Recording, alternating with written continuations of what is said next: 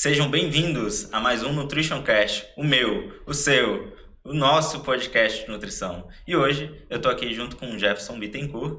A gente vai falar um tema muito legal. Quem é você? Então, meu nome é Matheus, sou nutricionista, sou integrante aqui do Consciência Nutricional. Tô aqui, por favor, se apresente, nem sei se precisa se apresentar, né? Estamos aqui na nossa informalidade de sempre, né? Exato. Então, o Matheus já me apresentou, né? Hoje a gente vai... Que tema que a gente vai abordar aqui hoje, Matheus? Sobre os 4 maiores ciclos viciosos na saúde. Que temática capciosa. Demais. E é muito comum a gente atender um paciente, ele vai ter algum.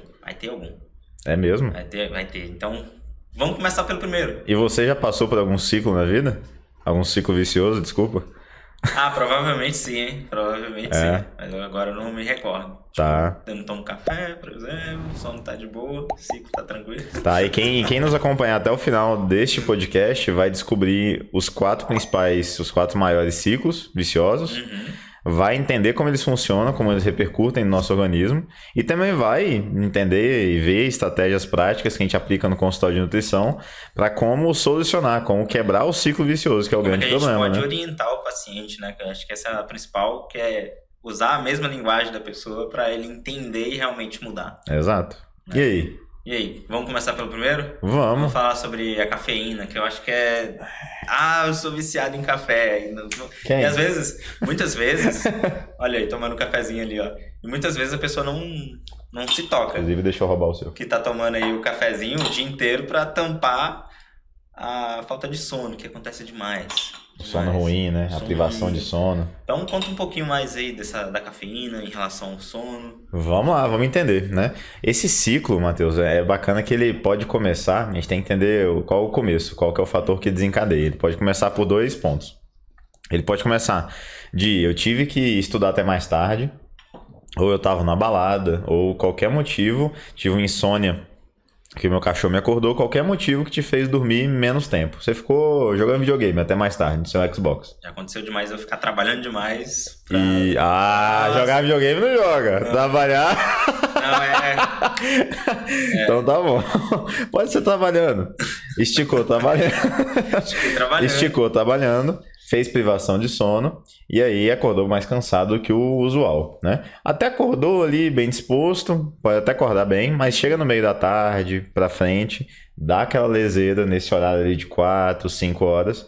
Aí você, poxa, eu tô cansadão, vou tomar um cafezinho pra ele me dar aquela despertada, porque eu ainda tenho que estudar. Pra conseguir... Para compensar o sono mal dormido. Só que o que acontece? Tomando muito café nesse horário, mesmo que você hoje não precise esticar de noite, você vai deitar para dormir 10 horas, para acordar 5 da manhã, clube das 5 da manhã e tudo mais, como você teve um sono de menor qualidade, porque você estava com a cafeína circulando ali muito no sangue, você teve um sono de pior qualidade, naturalmente vai acordar cansado, mesmo tendo dormido as horas boas que você precisaria, e acordando cansado, aí você vai entrar no café de novo e vai entrar nesse ciclo vicioso. Então ele pode ser desencadeado ou pela privação de sono por qualquer motivo, ou pelo próprio excesso de café. Hoje eu tomei um Monster, um energético à tarde, porque me deu vontade, beleza, aí dormiu mal. Aí no outro dia vai ficar cansado, aí entra no café de novo, e aí entra nesse ciclo vicioso. Sim, tem uma pergunta que eu sempre uso no consultório. Sim. Você toma muito café, mas você se sente cansado? Não. Mas você tá percebendo que você tá tomando um cafezinho de manhã, aí você chega na faculdade 10 horas, você toma café de novo, no almoço você toma mais um copo de café, de tarde mais um. Então, você tá o tempo todo aditivado. Exato. Né? Você tá tomando você tá tomando um cafezinho que tá se sustentando. Você percebe que você não... E o sono ali, lá na frente, está sendo prejudicado? Não. E tem aquela questão. Só durmo se eu tomar um cafezinho de noite. Aí eu falo, olha, de fato, você pode até dormir. Mas a qualidade do sono não vai ser a mesma e você vai acordar cansado. Como você vai acordar cansado, você vai tomar mais café para você que fala, conseguir... Meu dia não existe antes de um café, né? Só acorda depois de um café. Exatamente. Eu acho que é muito importante a gente... Às vezes o paciente fala. Sim. Ele fala, mas ele não percebe. E a gente tem que, às vezes... Que bom que aqui no consultório tem uma plaquinha de vidro pra gente desenhar. Você tá vendo que todos esses problemas aqui que tá acontecendo, tá acontecendo daqui, do cafezinho que tá Sim. prejudicando o sono tá prejudicando a fome. E aí vem toda a problemática do sono ruim, né? Exato. E muito bem pontuado, Matheus. Esse é o negócio. A gente tomar como base que a pessoa tem um sono de boa qualidade. Só porque ela é bem disposta durante o dia, a gente tem que saber se ela não está aditivada. É a pessoa que toma cafeína o dia inteiro, ou 3 cafezinhos por dia, um de manhã, um depois do almoço e no final do dia. Ela está o dia inteiro com um teor alto de cafeína no sangue.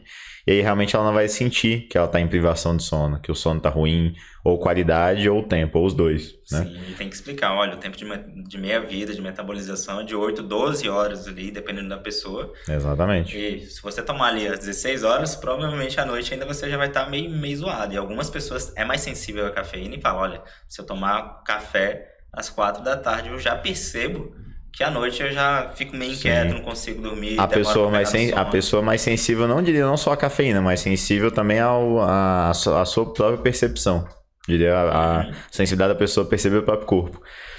Esse é um negócio muito importante que eu também explico, né, no consultório, igual você falou, desenho e tudo mais, que as pessoas não lembram lá daquela química lá do ensino médio, né, de tempo de meia-vida. O que é o tempo de meia-vida, né? O pessoal acha, o tempo de meia-vida da cafeína é 8 horas, 9 horas em média. Isso quer dizer que depois de 9 horas foi embora? Não. 1 hora depois que eu tomo faz o pico. 9 horas depois, metade do pico. Ainda tem metade. 9 horas depois, metade da metade. 9 horas depois, metade da metade da metade. Tanto que para depurar total a cafeína, né, a gente fala que são 2 dias.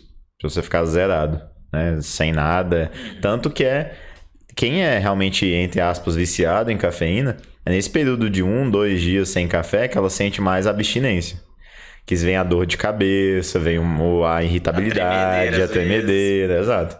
Aí que você vê o nível de dependência química, né? Vem um cansaço absurdo, não consigo me concentrar, não consigo raciocinar direito, né? Aí você vê que tá tudo desgovernado, né? Nesse sentido. Que o ciclo vicioso tá acontecendo, que existe o vício e que ele tá gerando ele tá retroalimentando esse ciclo. A gente chama de ciclo porque justamente, né? É um processo que ele mesmo se alimenta, né? Sim, sim. Depois que você mostra para o paciente, conscientiza a pessoa que esse café tá gerando isso e aquilo. Qual é a sua orientação que você dá para ele tentar amenizar isso? Como quebrar o ciclo? Exato, né? Como é que quebra o ciclo? Pois é. Primeiro ponto, ela tem que entender que ela vai passar sim 2 ou 3 dias sentindo um pouco mais de sonolência, de cansaço, principalmente no período da tarde, já que o intuito é que reduza, né? Ela tem que entender isso e que é interessante, é o objetivo, e é interessante, inclusive, que ela não cochile. Ela não, como eu estava muito cansado, eu tirei um cochilinho depois do almoço, aí quebrou o esquema.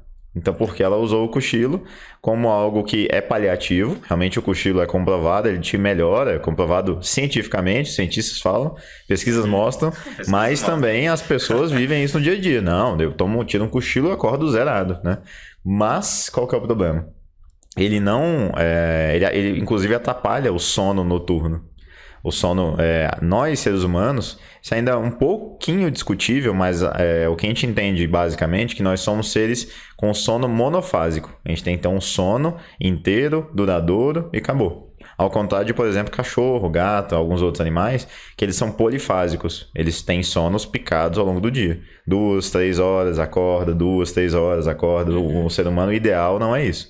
Então, voltando para não devagar muito, né? Sim. Então, cochilar é golpe, não cochila, a pessoa tem que resistir e ela vai chegar de noite cansada, com mais cansaço e se organizando, ela vai dormir num horário melhor e vai ter um sono mais reparador, se ela não tem a cafeína e, além disso, trabalhar todos os hábitos de higiene do sono. Higiene do sono, né? Me elenca alguns hábitos aí, Matheus, de higiene do sono. Higiene do sono. Eu costumo orientar muito em relação à leitura. Você gosta de ler? Que tipo de livro que você gosta de ler? Puxa já um assunto ali, gera aquela conexão. E se você não tem costume de ler, você daria para você ler um livro de noite? Pô, daria. E meditação, às vezes muitas pessoas já são um pouco mais rígidas em relação à meditação, para relaxar. Não, mas tem aquela meditação guiada, um aplicativo, fala qual é o aplicativo ali e tal. Sim. Pode ser interessante essa meditação de guiada de 10, 15, 20 minutinhos ali à noite. Exposição à luz. Qual luz? Luz de celular, luz de televisão, a lâmpada. Tudo isso tem que evitar. Exato. Deixar 1 hora, meia hora, assim, no máximo, assim, no mínimo, na real, para você realmente separar e fazer esse ritual, esse breve ritual para você ir desligando, né? Porque não adianta. Tem que ir desligando, não é assim, apaga as luzes, deita na cama e vou... Não. Às vezes as pessoas falam que assiste televisão até pegar no sono, mas aí tá assistindo um filme de guerra, desliga a televisão, vai dormir, não vai, seu corpo ainda tá ali, ó. Não, até dorme, mas a qualidade do sono é ruim. Exato. Tem gente que dorme com a TV ligada, dorme. A luz da TV, ela não necessariamente te impede de dormir, mas a qualidade do sono não é a melhor, não é reparador. Né?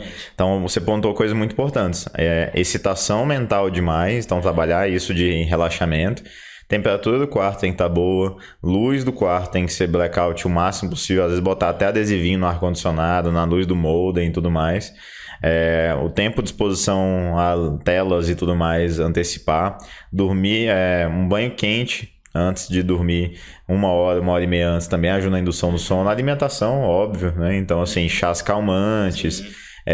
Usar refeições com um bom teor de carboidrato 3, 4 horas antes também ajuda na qualidade do sono. Então, não é abusar, não é comer um pratão de macarronada e feijoada. Quando tá equilibrado, não vai te engordar. Na verdade, pode te ajudar ali na qualidade do sono. Exatamente. Então, organizando tudo isso, ela vai ter um sono de melhor qualidade, vai ficar menos dependente da cafeína. E uma estratégia que eu sempre gosto de perguntar para o paciente é o seguinte: você toma o café de tarde, porque o grande lance do café é quantidade e horário. Né? Se a gente consegue colocar na quantidade certa e no horário certo, tá tudo certo. É o uso consciente e inteligente do café, né? Do nosso glorioso.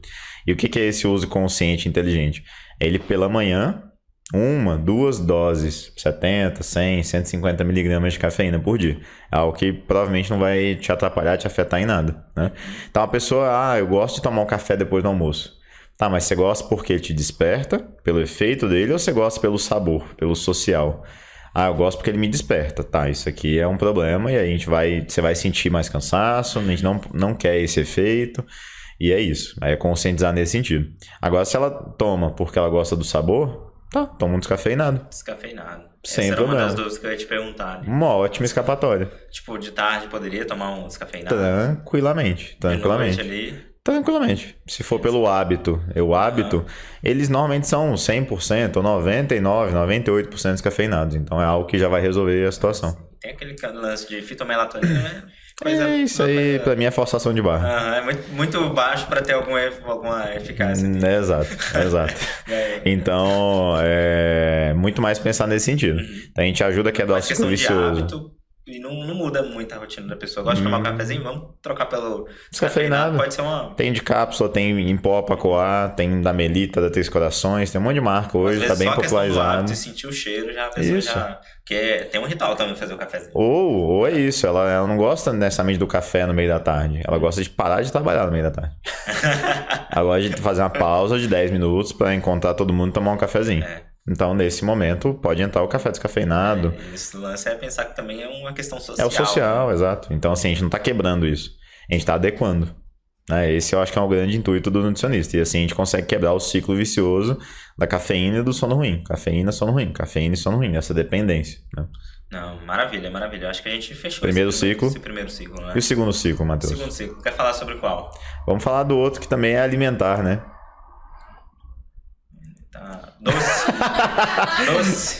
Doce, realmente doce é bem comum. O doce, eu já percebi que está muito ligado a hábito, comportamento e até mesmo vinculado a memórias afetivas e fisiologia, tem tudo a ver. Tipo, tá muito intrinsecamente ligado. Porque eu lembro da minha infância, por exemplo. Aí eu como. Então a gente tem que, no momento que a gente tá discutindo, você gosta de comer doce, mas você para sentir o gosto do doce. Assim, eu fiz essa indagação para uma paciente minha. Você sente o sabor do gosto do doce que você come? Ela parou assim. Não. Só come, engulo. Ela parou, ela travou assim, falou, caramba, eu gosto de comer o doce, mas eu não sinto o sabor do doce. Sim. Então, uma das estratégias para trabalhar com essa paciente foi como doce, mas pare ali e sinta o sabor. Porque senão, qual é o ciclo vicioso do doce? É comer. Quando você não tem qualidade do tempo que você está ali para sentir o sabor, você vai acabar extrapolando pela quantidade. E aí pode ser ruim, porque você come, não sentiu o sabor e você come mais. Sim. Vamos entender primeiro todo o ciclo, né? E que eu diria que, primeiro, né, não estamos falando aqui que açúcar vicia, igual cocaína. Não, calma, respira. Respira. De forma alguma, respira e relaxa, né? A gente está falando que existe um processo cíclico, né? Em relação ao paladar doce e ao fast food também, eu diria, né? E alimentos hiperpalatáveis. Exato. Então, de dependência e de você comer um e querer comer mais, e comer um e querer comer mais. E não só esse inicial, né, que pode acontecer, já vamos entender como isso funciona, mas também o secundário, eu diria. E aí eu tô tirando da minha cabeça essa classificação. Tá. Que a inicial seria fisiológica, aquela de... Vamos explicar primeiro, então na ordem, né? Então a primeira é fisiológica. Eu sinto o sabor doce ou alimentos hiperpalatáveis. Isso estimula a chamada via hedônica.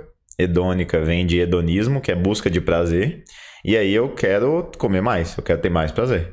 Então eu sinto sabor doce, quero mais prazer. Sinto sabor doce, quero mais prazer. E aí é o efeito bis. Eu como um e quero outro, e quero outro, e quero outro. Essa é a primeira, que é instintiva, é mais intrínseca, todo mundo está sujeito a ela, digamos assim, né? Daí a gente vai para o segundo. Para o segundo, o efeito secundário, digamos assim, que pode realimentar esse ciclo. Que é o quê? Comi um doce ou uma besteira, com muitas aspas, ou algo nesse sentido, e aí eu me arrependi. Aí vem o emocional. Me arrependi porque eu fugi da dieta, porque eu vou engordar, É o que mais porque tem. eu comi rápido e nem percebi comendo, eu exagerei, por qualquer outro motivo. Aí eu fico frustrado, nervoso, triste. Aí come mais. Aí eu como mais. Exato. Porque a gente tem que entender, e aí vamos mais uma vez, de onde, o que desencadeia o ciclo? Vamos lembrar disso. O que desencadeia esse ciclo, né? Esse ciclo ele pode ser desencadeado, digamos assim, por mais fatores do que o primeiro que a gente falou. Esse de comer coisas hiperpalatáveis, doces e entrar nesse ciclo, ele pode vir primeiro pela exposição. Eu não tava nem com vontade de comer doce. Aí o Vinícius pegou e me ofereceu uma paçoca. Pronto, deu vontade. Comi a paçoca, joga a paçoca pra cá, só pra simbolizar. Ó. Comi a paçoca, já eu vou comer. Aí eu como uma, aí eu vou querer comer outra, pronto. Então, ou seja, a exposição. Ele me expôs, ou eu vi no iFood, ou eu cheguei na hora do lanche do trabalho e tinha uma coisinha ali. Então, aí eu fui exposto àquele alimento. O ambiente é importante. O ambiente, eu fui exposto, abri a geladeira e tinha lá um resto de bolo de ontem. E num pote transparente, logo na minha cara. Às vezes no próprio senti trabalho. O cheiro, sim. Já atendi uma paciente que ela trabalha onde faz bolo caseiro. Sim. Então ela tá ali exposta, porque ela tem que sentir o sabor pra ver se tá legal, e ela tá sempre ali no bolo, recheio. Exato. Ela tá sempre, o ambiente dela é essa. Primeiro fator que pode ser gatilho para começar o ciclo. Segundo fator, eu comer porque eu quero. Eu vou atrás, eu quero comer, aí eu como e aí eu tenho o efeito paladar, do paladar via hedônica e busca de prazer. Então eu escolhi comer um cookie. Aí eu compro, porque na promoção eu pego 3 pelo preço de 2. Aí no lugar de comprar um, eu compro 3. Aí no lugar de comer um, como ele é hiperpalatável e tudo mais, naquele sentimento que está enraizado em muitos de nós de escassez e de fazer o dinheiro valer mais, eu não precisava comprar tudo aquilo. Aí vem marketing, vem outras coisas. Sim. Aí eu comprei 3 e eu vou comer 3 porque agora a vida é agora e é nóis e pronto. Aí fui e comi 3. Segundo, ou seja, o paladar me levou a comer muito, né? Segundo gatilho. E o terceiro gatilho vem o gatilho da ansiedade, da tristeza, do nervosismo. Então a gente tem que lembrar que o ambiente de estresse, o ambiente estressor, ele é um ambiente que favorece o ser humano a buscar energia para sobrevivência. É um ambiente que ele gera um estresse que ele agride a minha sobrevivência. Então, qualquer ambiente de estresse, seja ele físico, psicológico, ele tende a me levar a buscar a energia para sobreviver. Sim. Então, se eu estou num ciclo de estresse, de ansiedade, se eu briguei com a namorada, se eu briguei com a mãe, estou com problema de trabalho, estou frustrado, ou comi um doce porque eu fui exposto. Sim. Fiquei frustrado. Aí eu vou ficar triste e vou querer outro. Então, assim, porque, querendo ou não, a gente sabe, né? Por que também essa questão de eu tá estressado, tá ansioso, me dá vontade de comer um doce ou coisa do tipo. Porque isso é energia. Isso garante que para sua existência não vai faltar energia. Isso é uma questão existencial e também tem a questão fisiológica. Quando eu como doce, alimentos hiperpalatáveis, eu tenho uma descarga grande ali de serotonina, aumentando isso a nível de cérebro e também dopamina. Isso dá um bem-estar. Isso dá uma satisfação, uma realização. Isso é um afago. Passa a mãozinha na cabeça. Sim, sim. Né? Só que o problema é que a pessoa, ela vai buscar, ela tá triste, ela vai buscar felicidade no prato, só que ela só encontra comida. Sim, sim. Ela não encontra felicidade. Sim. Esse é um problema. Esse é um problema. Você citou aí fisiológico, falou aí sobre o ambiente e o estresse. Agora a gente tá entrando no comportamental. Exato. Que tá ligado. Que tá ligado. Claro que não tem como separar ali. Eles estão todos juntos. O pau tá quebrando com eles todos ao mesmo tempo. Um ponto pode gerar o gatilho maior naquela pessoa. Às vezes pode ser... Exato. Só que entendendo isso, a gente identifica nesse meu paciente qual que é o principal nele. E trabalha em cima. Eu acho que eu botaria mais um ponto, que é a organização. Em que sentido? No sentido de fome, exato. Outro. Tô trabalhando de tarde, nem percebo que eu tô com fome. Chega em casa, não tem nada pronto. Exatamente. Pela falta de organização. Tô com muita fome, sim. Não tô com muita fome, vou pedir o iFood, que é mais fácil. Muito mais fácil. Né? Agora tem aquele miojo doce. Nossa, eu vi isso aí. Meu Deus, cara. Agressivo. Mas essa organização, às vezes a gente organiza a vida da pessoa, botou uma refeição ali no lanche da tarde. Sim. Ela já chega em casa mais tranquila, mais racional, exatamente. Vamos assim dizer. Fome, exato. Que, querendo ou não, entra naquilo do estresse pro organismo, da busca pela energia. E é bom você falar disso da fome, porque quando a gente tá com fome mesmo, é um sentimento muito primitivo, muito instintivo. A gente já falou disso aqui em outros episódios. Tenso com fome, meu Deus, cara. Só um parênteses. A gente, antes de começar a gravação, o Matheus tava no shopping almoçando. Tô indo lá pra gravar, mas e o lanche? Vai ter lanche? Tem que ter o lanche, cara. Planejamento. Não tava cobrando, tava se planejando. Exato. É porque, galera, vou dar um parênteses aqui, porque a gente já gravou e não teve lanche, eu saí daqui com fome, cara. A gente parou de gravar. Olha, denúncia. Saí daqui 18 horas. Matheus vai denunciar o Consciência Nacional por insalubridade. Enfim, então a fome é um sentimento muito primitivo, muito instintivo. Por isso que as pessoas brigam com fome. Elas ficam com um lado animalesco, né? A flor da pele. E a gente tem que tem que saber disso, porque se eu tô com fome mesmo, eu não vou ter o discernimento, que é a parte racional, para deixa eu fazer aqui uns vegetais, que é o mais saudável para mim. Não. Eu vou querer comer o mais rápido, mais fácil, mais gostoso, que me dá energia muita energia. Aí entra o iFood, o fast food, né? Tudo isso com praticidade, hiperpalatabilidade, é por isso que a gente entra nesse golpe. E aí que você falou muito bem. Fracionar, organizar ou aí eu diria outra questão. Estar acostumado, mas isso eu diria que é um nível mais alto de elevação em relação à comida. Estar habituado a ficar com o estômago vazio e mesmo assim ter discernimento na hora que for comer. Isso eu diria que é um grau mais elevado de relação com a comida. É um exercício. E eu digo isso porque eu vejo a questão, a gente entra no, entre aspas, jejum, eu vejo o jejum de 12, 14, 16 horas, não rotineiro, mas esporádico, como algo libertador para quem está acostumado e quem quer se acostumar. Por quê? Se eu estou acostumado, se por acaso, por mais que o planejamento na rotina seja essencial, mas e quando sai da rotina, quebra a rotina, ou por qualquer motivo não deu para lanchar de tarde, é muito melhor você estar acostumado e não ficar puto, ignorante, angustiado e tudo mais, e você estar acostumado, não, tô com fome, estômago vazio, mas eu vou ficar de boa. É muito melhor você estar acostumado e quando você for comer, você ter paz de espírito e racionalizar e comer bem, do que você ficar angustiado, estressado e afetar seu trabalho, e você tá no meio da consulta e não, eu tô com fome, tô puto, entendeu? Então assim, eu vejo estar adaptado ao jejum esporádico como algo libertador, porque te dá a liberdade para você não ser refém da comida. Refém em que sentido? Eu tenho que comer, senão eu fico outra pessoa. Isso é refém da comida. Aí a sua rotina já vai ser prejudicada. Ou, quando eu vou comer, eu tô com muita fome, eu não tenho controle. Você é refém da comida e dos seus instintos. Então, se você consegue trabalhar isso aí, eu acho, mas é um grau mais elevado.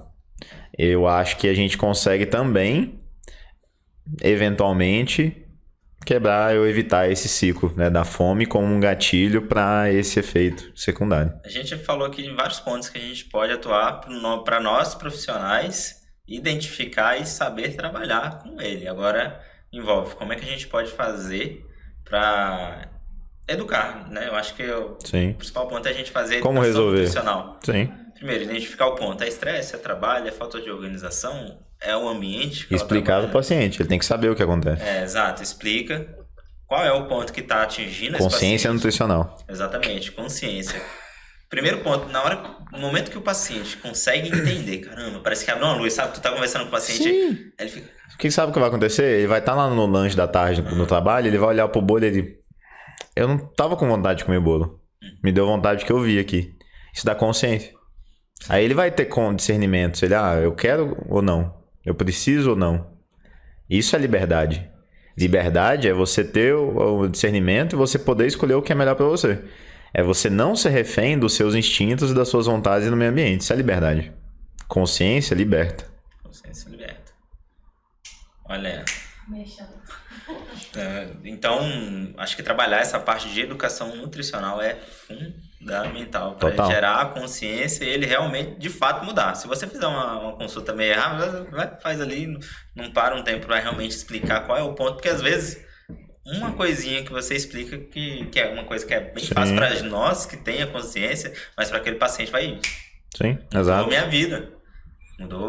Virou uma chavinha. Então, explicar e trabalhar em cada um dos pontos. Se o problema do seu paciente é a exposição, como é que eu diminuo a exposição dele? É desabilitar o pop-up do fast food, é parar de ficar seguindo o perfil no Instagram, é evitar guardar os doces, as guloseimas em outro armário em casa, botar no pote fechado. Quando tiver vontade, vai lá comprar um e come. Exatamente. Então, é isso. Se o problema dele for o estresse e a ansiedade, deixar ele alimentado com outras coisas antes do pico de problema dele. Exato. Se a crise dele é maior fome, onde ele mais tem essas vontades às 6 da tarde, bota um lanche bom 5. Exato. Já diminui a chance, né, de acontecer isso. Muito melhor fazer uma refeição antes da fome atacar. É isso, do que esperar o animal vir. A gente acalma o animal antes dele se manifestar, né? Então, é uma boa. Produção, a gente tá com quanto tempo aí já? 26 minutos. Tá ótimo, que maravilha. Então, tem mais dois. Vamos pra mais. Deu então o primeiro ciclo vicioso do café e do sono, do doce e dos alimentos hiperpalatáveis. A gente conseguiu abranger muita coisa nesse de doce. Bom, né? Bom, ficou bom. Ficou excelente. E tem agora dois que são de fármacos.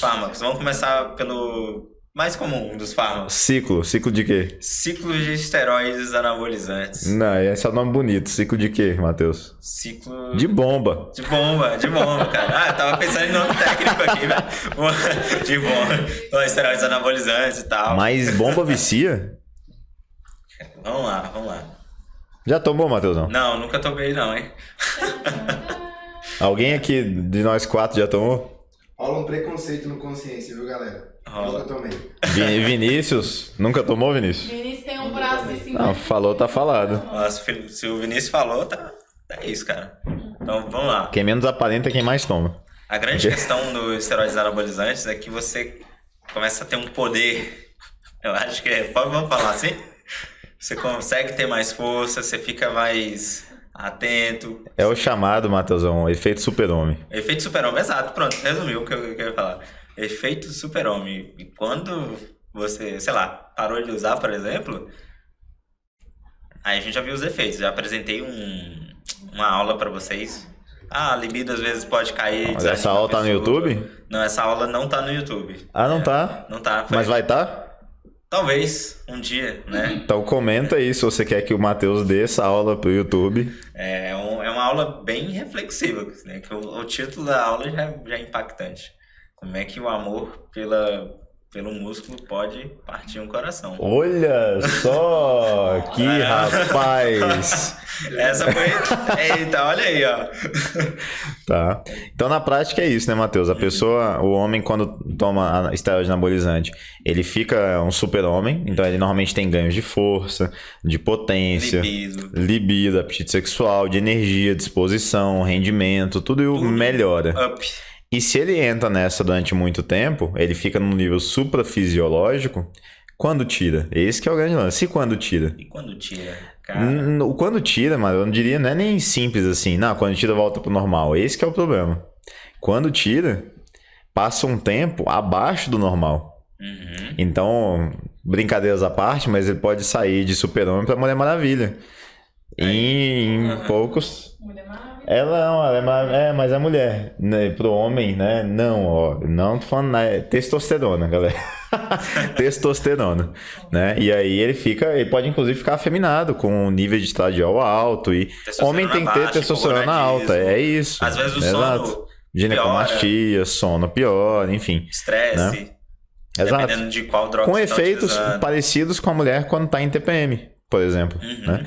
Então fica mais emotivo, fica mais choroso, isso acontece. Né? Então esse é o grande problema. E tem homens que ficam nesse pós-ciclo muito tempo. Tem uns que voltam rapidamente, o eixo hormonal ele volta à produção, que a gente sabe que quando faz uso de esteroide tem uma inibição do eixo. Então enquanto tá vindo a testosterona exógena, a produção endógena suprime. Então quando para, ele pode voltar à produção ou não. E isso é loteria. Não tem como prever. E aí quando volta rápido, tá tudo certo, ele volta ao normal. Quando não volta rápido, ele fica suprimido mais tempo. E aí qual que é a... Aí tem que tomar de novo. Porque eu tô cansado, tô fadigado, tô sem energia, disposição, tô broxa, tô sem libido, tô tudo. E aí, como é que faz agora? Na aula que eu apresentei, eu mostrei um gráfico do que acontece. Você, tipo, todos os hormônio cai, hipogonadismo pode acontecer e para voltar no eixo demora um pouquinho de, sei lá, 3, 6, 1 ano. A média? Depende da pessoa. Sim. A ansiedade e a depressão, acho que esse foi o principal, depressão foi alto. Sim. Nível de depressão. Então a pessoa já fica mais cabisbaixa, fica sem energia, sem disposição. A libido às vezes fica broxa. Sim. Depressão vem, tipo, pode influenciar. Tá tudo ligado. Não é que vai causar, mas é um dos gatilhos que pode contribuir para gerar. Total. Né? E aí entra literalmente no ciclo vicioso de estou assim, eu quero voltar a ser super-homem de novo. Ou agora meu eixo hormonal não volta ao normal, eu tenho que tomar de novo para ficar bem. Entra nesse ciclo e também a dependência, como se for psicológica, não é só dos efeitos, mas o esteroide anabolizante ele mexe em neurotransmissores. Por isso vem a sensação de bem-estar, de energia, de disposição, não é só física, é mental, mexe em neurotransmissores. Tem estudos mostrando isso, aumenta vias, por exemplo, de dopamina e tudo mais. Né? E quando suprime, quando tira, corta o anabolizante, fica naquela fissura. Né? Então, acontece, tem estudos científicos, pesquisadores mostram isso, que existe sim essa questão de dependência, não só física, mas psicológica, mais tudo. Então, é literalmente o ciclo vicioso. Né? Que aí, todo ano eu faço, a cada 2, 3 meses eu faço contínuo e quando eu paro, dura pouco tempo, tem que voltar a fazer. Exato. Por isso que é sempre bom ter acompanhamento de um profissional. Sim. De vários profissionais, da nutricionista, do endócrino. Sendo honesto, Matheus, o lance é o seguinte. É que o uso de testosterona para fins estéticos é contra a lei. Nenhum profissional, nem acompanhando, ele pode prescrever. Isso é a lei. Isso é o código de ética da medicina. Algum médico aí pode falar o contrário, mas é código de ética da medicina. Endocrinologia, tudo. Não pode usar testosterona para fins estéticos. Testosterona é utilizada para reposição hormonal. Reposição é quem está baixa. E está baixa baseado em sinais e sintomas, baseado no seu nível fisiológico. Então, assim, quer tomar para fins estéticos, é responsabilidade sua, da pessoa que está escolhendo, e mais ainda do médico que está prescrevendo. Então, assim, uso racional é o uso para TRT, terapia de reposição de testosterona. Qualquer uso fora desse... Para paciente queimado grave usa, paciente com caquexia usa. Qualquer uso fora desse é antiético. Para fisiculturismo, para esporte, para tudo. É antiético.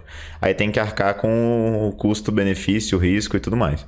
Mas aí é o profissional que está prescrevendo, a pessoa que está assumindo os riscos. Que a gente nem falou aqui em risco de saúde. A gente nem tocou nesse assunto que você falou. O amor pelo músculo pode partir seu coração. Risco cardíaco aumenta, isso é inquestionável. Pressão arterial, o sangue fica mais viscoso, aumenta hematócrito. Várias coisas para função cardíaca. Um monte de coisa. Prejudicar. Exato. Então, assim, nem entrar nesse mérito, né? Mas a pessoa tem que estar consciente. Esse que eu vejo que é o grande problema. Muitos profissionais prescrevem, né? O médico, o endócrino tem o parecer, digamos, a capacidade... da profissão de prescrever, mesmo antieticamente ele pode prescrever, só que às vezes ele não orienta o paciente dos riscos ou do que ele está exposto, porque tudo tem custo-benefício. Ele não explica para o paciente, aí a pessoa toma, às vezes nem está sabendo. Você pega lá no meio dos manipulados uma prescrição de oxandrolona, a pessoa não sabe nem o que é oxandrolona. Ah, tá lá no meio, pra hipertrofia. Não, me passou um manipulado aqui. Tá lá o oxandrolona, hormônio tiroidiano, mas enfim, né? Esse que é o problema. Mas eu acho que desse ciclo tá bom. Tá ótimo. E a nutrição faz o que nesse ciclo? No máximo, conscientiza o paciente e minimiza dano. Sim. Mas não tem muito o que fazer, né? Se é automedicação, a gente pode orientar para buscar ajuda profissional para fazer um desmame correto. Se ele fez um desmame errado, a gente tem que entender o que está acontecendo para orientar um profissional para ver se estimula o eixo dele a voltar, porque tem a TPC, terapia pós-ciclo e tudo mais. Nós somos acima de nutricionistas profissionais de saúde, né? E se ele resolveu tomar e não está sabendo, a gente conscientiza dos riscos, né? E minimiza dano. Então, assim, beleza, tá tomando e tudo mais, já te conscientizei, vai continuar tomando. Então, que a alimentação seja mais limpa, a melhor possível, para que sobrecarregue menos fígado e etc. Talvez etc. até melhore um parâmetro ali. Ajuda a minimizar dano. Sim. Exatamente. Maravilha, eu acho que a gente conseguiu. E o último ciclo? Qual é o último ciclo aí, produção? Ele esqueceu. Não, tô botando aqui na produção. Fica de boa aí, ó. Isso é passar a responsabilidade. Qual é a produção? E aí, Jeff? O último ciclo que todo mundo esqueceu é o ciclo dos medicamentos inibidores de apetite. Inibidores de apetite. Exato. Quais são os mais comuns hoje em dia? Olistat? Não. Errou, esse é antigo. Ozempic. Aí sim. Tem outro. Saxenda. Isso. Ozempic e Saxenda. É os dois. Oi? Tosa? É. Mas principais hoje em dia é o Ozempic e Saxenda. São os mais... Acho que o que eu mais conheço é o Ozempic. Que Exato. vem muito. Sim, Saxenda também. Então, vamos primeiro entender, né? Por que isso também poderia gerar um ciclo vicioso? Né? De onde que eu tirei isso da minha cabeça? Quando a gente foi montar essa pauta, na nossa reunião elaborada de pauta do nosso tem podcast. Um quadro aqui, né? Escrito. Exato. Então, de onde que surgiu isso? Porque eu pego hoje também constantemente, né? Esses medicamentos são utilizados. Eles são, na prática, inibidores de apetite, porque eles têm um efeito análogo ao GLP-1, que é uma incretina produzida no intestino com efeito anorexígeno. Anorexígeno tira o apetite, então eles têm efeito análogo similar ao GLP-1 e geram inibição do apetite. Isso aí é indiscutível, né? E são utilizados canetinha injetável, um custo alto por mês, normalmente R$1.000, R$1.500, R$2.000 por mês só com medicamento, fora consulta, fora outras coisas. E por que isso gera um ciclo vicioso, Matheusão? Olha só o problema, né? A pessoa vai num endócrino, num médico qualquer, quer emagrecer. O que ele pode fazer? Se ele não vai mexer na dieta. Ele pode prescrever medicamentos, além de organizar o eixo hormonal, se tiver uma disfunção tiroidiana, coisa do tipo, ele pode prescrever qualquer medicamento inibidor de apetite. Se essa pessoa tem que emagrecer, ela tem que comer menos. Ponto. E eu vejo que tem sim a sua função. Pode ser interessante. Para aquele paciente, entre aspas, guloso, aquele que ele chega com muita avidez para comer, e isso faz com que ele coma muito, muito rápido e muita quantidade e tudo mais. Quando ele está tomando um inibidor, ele fica sem apetite, ele fica com menos voracidade para comer. Nesse ponto, junto com o nutricionista, você já poderia trabalhar para construir um hábito para quando ele voltar. Aí já tá chegando, calma, você tá pulando pra solução. Calma, calma. Você tá ansioso, mas é isso mesmo. Pegou a ideia. É isso mesmo. Na prática, o que acontece? Ele começa a comer menos. E aí, vai aumentando a dose, ele vai sentindo os efeitos colaterais, que são inibição do apetite, mas também vem náusea, vem enjoo, intestino prende. Tudo isso, inclusive, corrobora com a inibição do apetite. Quem está constipado não tem tanta fome. Quem está nauseado não tem tanta fome. Então, é tudo colateral, mas que leva ao efeito final, que é inibir o apetite, né? E ele vai comendo menos, comendo menos, comendo menos. Passa um mês, perde 4, 5 quilos. Passa mais 2 meses, perde mais algum peso. Só que ele está só comendo menos. Ele não está comendo melhor. E ele não está aprendendo a comer as coisas certas, do jeito certo. Por que isso gera um ciclo vicioso? E quando tira o medicamento? A fome volta. E ela volta maior do que antes, muitas vezes. Por quê? A gente tem um efeito fisiológico que quando existe um emagrecimento, a gente tem um aumento de apetite. Isso é controle fisiológico para voltar para aquele peso habitual. Então, tanto que muitos profissionais falam, tem que emagrecer, depois tem a fase de manutenção. Exato. É na fase de manutenção a fase mais crítica, que se não mantém, você reganha rápido. Você não recalibra o set point de peso daquele corpo. Então, a pessoa usa 1 mês, 2 meses, Ah, vamos tirar agora. Então, não dei seguimento ao tratamento, é muito caro. Beleza, tirou, a fome volta, reganha, perde 5, ganha 10. Perde 10, ganha 15. Perde 15, ganha 20. Ciclo vicioso. Efeito mola, efeito sanfona. Às vezes perde o controle do apetite que ela tinha. Sim. Ela já tinha pouco controle sobre o apetite. Exato. Depois que soltou o medicamento, aí não... A gente tem que entender que é uma supressão do apetite nada fisiológica. Então, assim, ela não tá aprendendo a comer. E muitas vezes essa privação de comida geral leva a déficit, além de déficit calórico e tudo mais, leva a déficit de micronutriente. O que piora ainda mais aquele, né, fica desnutrido, literalmente. Piora ainda mais aquele metabolismo. A pessoa fica ansiosa porque tá com anemia, faltando ferro, isso aumenta a ansiedade. E vai um monte de disfunções por conta disso. Então, aí sim, onde entra a solução? Né? E que eu, pelo menos, hoje eu tenho vários médicos, né, que eu trabalho em conjunto, que eles, quando prescreveu, já encaminha para o nutricionista. Porque ele sabe, ele tem consciência que não é o medicamento que vai resolver. O medicamento ajuda na mudança de comportamento alimentar, no padrão alimentar, que o nutricionista vai coordenar isso. Né? Então, agora que você chega com menos avidez, vamos aprender a mastigar. Vamos aprender a comer mais vegetais. Vamos aprender a mudar.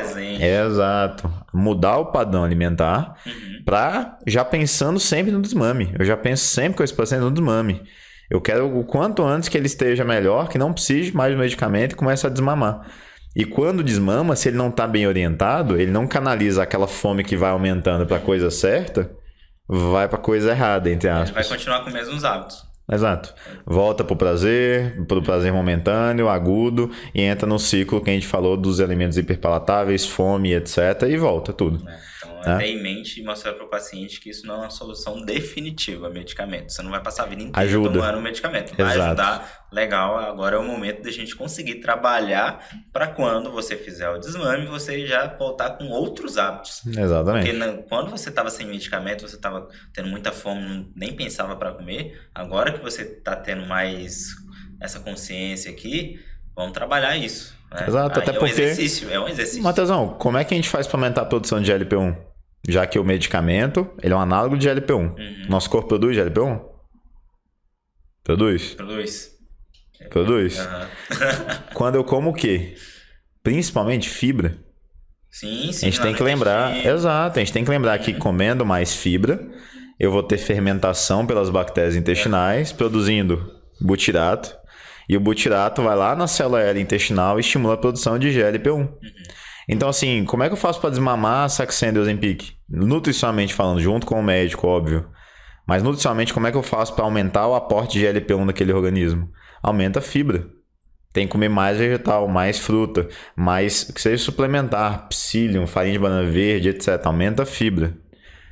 E como é que eu faço para esse paciente ter controle da quantidade na hora que ele está comendo? Porque o GLP-1, ele leva muito à saciação, ele não leva à saciedade. Então, como é que eu faço para ele conseguir não comer dobrado, triplicado? Aí é o hábito, é mastigar. É o volume de comida, comer mais vegetal. Então, eu trabalho saciação e saciedade. Para quando fizer o desmame do medicamento, ele vai aprendendo. Ele vai tirando o GLP-1 externo e a gente vai aumentando vegetal, aumentando fruta, aumentando fibra. E vai substituindo pelo GLP-1 interno, produzido. E aí você fica no equilíbrio. Olha que maravilha. Maravilha. 4 vícios, os 4 maiores, com muitas soluções. Várias soluções e pontos para a gente refletir. E são pontos práticos, que é realmente uma conversa com o paciente e mudar uma conduta, né, nossa, que pode fazer toda a diferença para a vida do paciente. Exatamente. E fazendo a parte do merchan, né, Matheus? Galera, se você estiver no Spotify, compartilha com outras pessoas aí para... Porque muita gente, com certeza, pega pessoas assim. Se você lembrou de um amigo, um colega que entrou num ciclo desse, manda para ele. Compartilha. Se estiver no YouTube, se inscreva, compartilhe. Para a gente conseguir alcançar mais público, pessoas ter contato com essa informação de qualidade. Se você acha que vai ajudar, compartilha. Deixa o like. E, se possível, deixa um comentário. Né, algumas sugestões de próximos temas, perguntas, que a gente vai estar sempre aí nas redes, no YouTube, no Instagram, Spotify, em tudo. Se tem outros vícios aí na saúde também, comenta. Fumar não entra, né? Mas pode ser também, mas enfim, comenta outros aí, tá bom? Matheus, muito obrigado pela companhia. Eu que agradeço. Salve, produção. Uou! Até a próxima. Até a próxima, galera. Afago. Tchau.